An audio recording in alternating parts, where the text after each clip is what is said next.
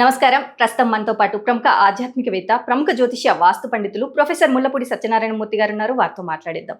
నమస్కారం గురుగారు. నమస్కారం మా సృజన. గురుగారు, సింహరాశి వారికి ఈ వారంలో ఎలా ఉండబోతుందో తెలియజేయండి. సింహరాశి అంటే ఏంటి? సింహంలా ఉంటారు వీళ్ళు. కాబట్టి వీళ్ళ జాతకం కూడా సింహంలాగే ఉంటుంది ఈ వారం. ప్రతి వారం అనుకోవద్దు, మళ్ళీ కుక్క పిల్లలు అయిపోతారు నెక్స్ట్ వీక్.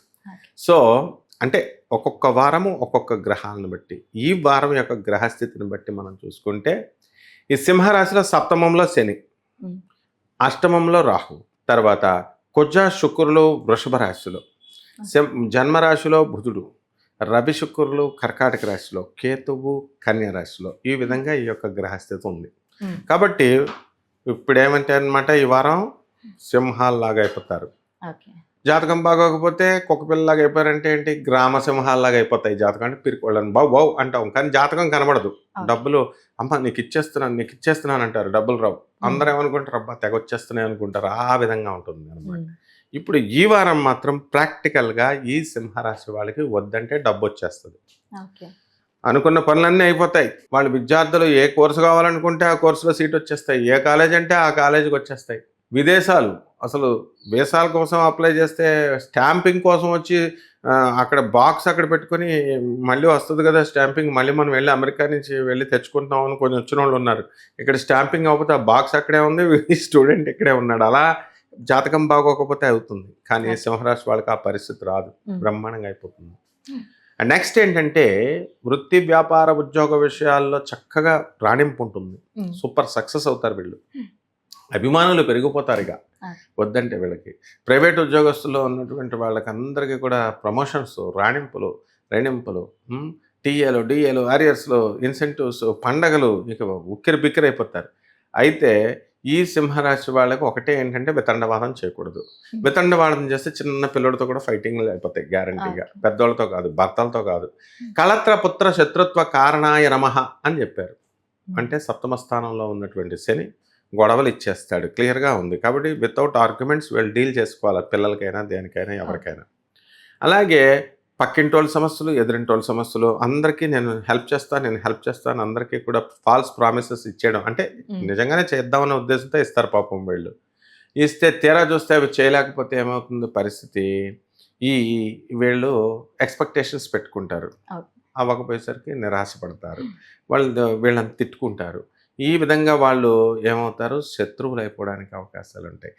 అరే మనల్ని కేర్ చేయట్లేదురా, రోజు నమస్తే పెట్టేవాడు నాకు ఈరోజు పెట్టట్లేదురా అని ఆ ఫీలింగ్తో 48 రోజులు వీళ్ళు డిప్రెషన్కి వెళ్ళిపోతారు. అంటే అష్టమ రాహు మెంటల్ డిప్రెషన్కి ఇస్తాడు. కేవలం ఒక సబార్డినేట్ నమస్తే చెప్పలేదని చెప్పి ఒక ప్రొఫెసరే మెంటల్లోకి వెళ్ళిపోతాడు అనమాట.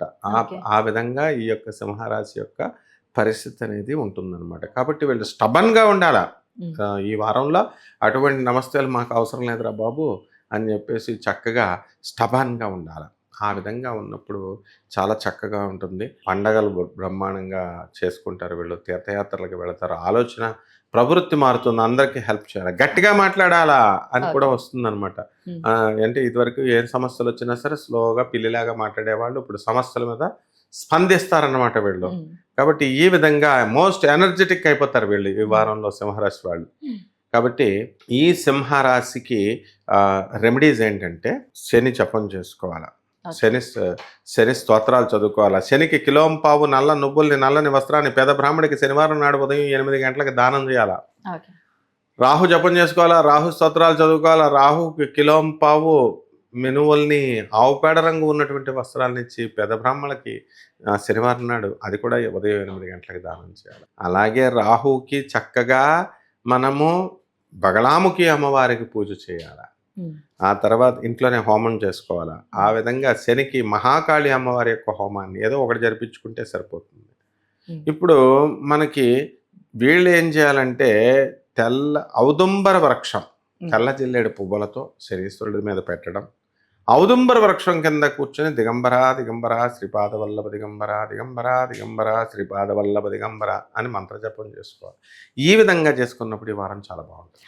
ఔదుంబర వృక్షం అంటే ఏంటి? మేడి చెట్టమ్మ, మేడి చెట్టు, దత్తాత్రేయుడు ఆ చెట్టు కింద, దేవతా వృక్షం అది. ఆ చెట్టు కింద కూర్చొని నాకు ఫలానా అబ్బాయితో పెళ్లి జరగాలి అని అనుకుంటే అయిపోద్ది. అది రాహుల్ గాంధీ అన్న వచ్చి చేసేసుకుంటాడు. కుక్క పిల్లలు అక్కడి నుంచి వచ్చేస్తాడు ఆటోమేటిక్గా. అంటే ఆ చెట్టుకున్న పవర్ అదనమాట. Whether he is the chief minister or prime minister or వాడి స్టేటస్ ఏదైనా అవ్వచ్చు. Mm. బట్ ఔదుంబర వృక్షానికి ఉన్నటువంటి గొప్పతనం ఏంటంటే లాక్కొని తీసుకొచ్చి పడేస్తుంది అనమాట. అంత వశీకరణ శక్తి ఔదుంబర వృక్షానికి ఉంటుంది. అలాగే గురువు గారు, సింహరాశి వారికి ఈ వారంలో ఎలా ఉండబోతుంది, అలాగే వీరు పాటించాల్సిన పరిహారాలు ఏంటని కూడా చాలా చక్కగా వివరించారు. ధన్యవాదాలు. ధన్యవాదాలమ్మా.